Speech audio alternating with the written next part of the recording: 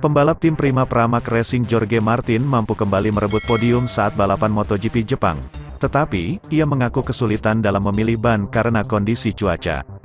Ada sejumlah kesamaan di antara peraih podium kelas MotoGP pada Grand Prix Jepang, Minggu, tanggal 25 September tahun 2022, lalu. Ya, apalagi jika bukan rentang waktu antara podium di sirkuit Mobility Resort Motegi dengan terakhir mereka merebutnya.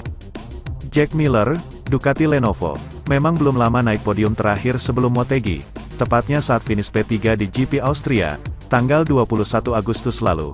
Namun, kemenangan keempatnya di MotoGP ini merupakan yang pertama dibuat sejak sukses di GP Prancis 2021, pertengahan Mei tahun lalu.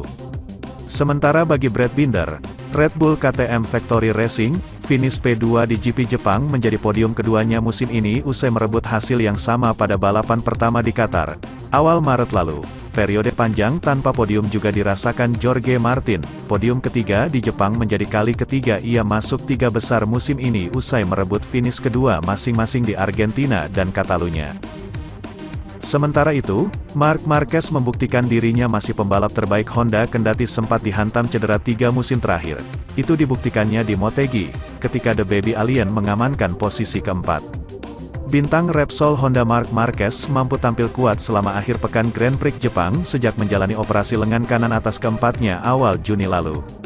Pada Jumat, ia mencetak waktu lap yang kompetitif di trek ring Mobility Resort Motegi dalam latihan bebas pertama, FP1, menyelesaikannya di urutan ke-6 dan berjarak sekitar 0,1 detik dari P1. Lalu pada Sabtu yang basah, Marquez bersinar, ia pembalap tercepat dalam FP2, kinerja pemilik 6 titel kelas MotoGP berlanjut di kualifikasi. The Baby Alien mengklaim pole pertamanya sejak 2019.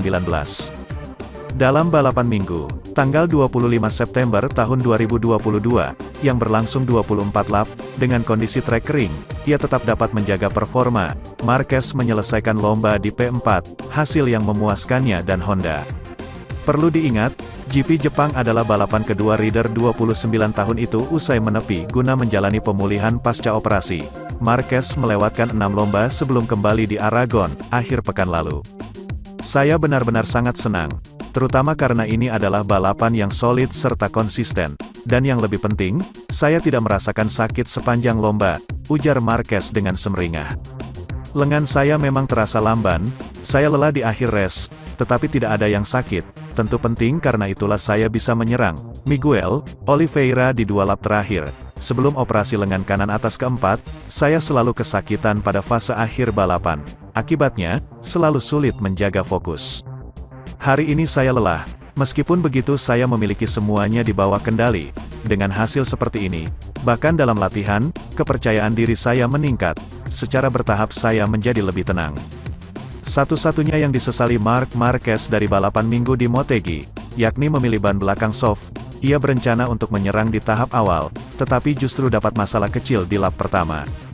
Akibatnya, saya kehilangan banyak waktu, banyak pembalap menyalip saya, ungkap The Baby Alien. Untung saja, saya kemudian bisa mengubah mapping, jadi problemnya hilang. Itu isu kecil, namun ketika Anda berada dalam grup yang ketat, efeknya besar.